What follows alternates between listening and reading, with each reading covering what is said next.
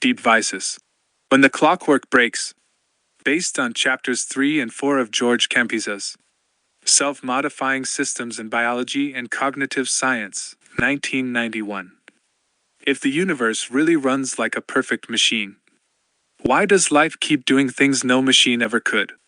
Today on DeepVisus, we follow George Kampis through a critical turning point in his journey. In chapters 3 and 4, he walks us to the edge of the classical scientific worldview, and then pushes. Chapter 3. Basic Concepts of Dynamical Systems. This chapter starts in familiar territory. We revisit the foundational language of systems theory. State spaces, trajectories, attractors. Kampis lays out the two great tools of 20th century modeling. Continuous dynamics, like differential equations, and discrete automata, like Turing machines. Despite their differences, they share one deep assumption. The system evolves according to fixed rules in a fixed space. You can twist the variables, stir the chaos, stretch the timelines. But no matter how far the simulation runs, nothing truly new ever appears. Just permutations of what was already encoded from the start. Kampis calls this out for what it is. A cage, elegantly forged. Even when dynamical systems grow complex, their creativity is only apparent. The surprise is choreographed. The dance is already written. Chapter 3 ends with a quiet but potent tension. If life is more than a computation, we'll need more than a computer to understand it. Chapter 4. The Mechanistic Universe. Now the critique deepens. Kampis zooms out, from equations to philosophy.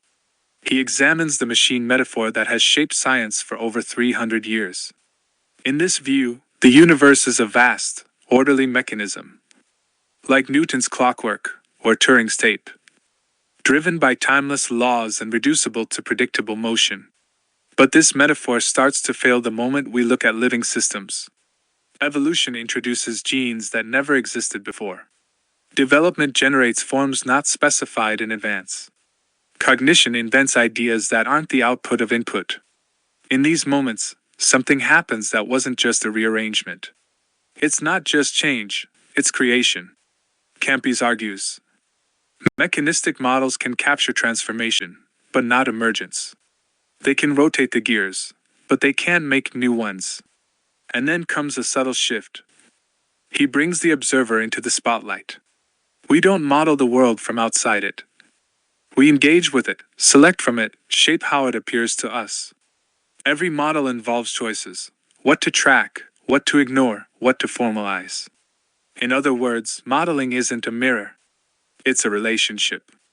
And in living systems, that relationship can evolve. The observer can become part of the system. The model can change as the system changes. And suddenly, we're not just describing, we're constructing. So, what do these two chapters give us? Together, they lay the philosophical demolition groundwork. Chapter 3 shows that our current tools can't do what biology demands. Chapter 4 shows that the worldview those tools come from is the real limit. It's not that mechanics is wrong. It's that it's incomplete. Machines can simulate movement, but life invents directions. In our next episode, we step into the construction zone. Kampis introduces a new kind of system, one that doesn't just operate within rules, but builds and rewrites its own rules as it goes. It's time to meet the component systems.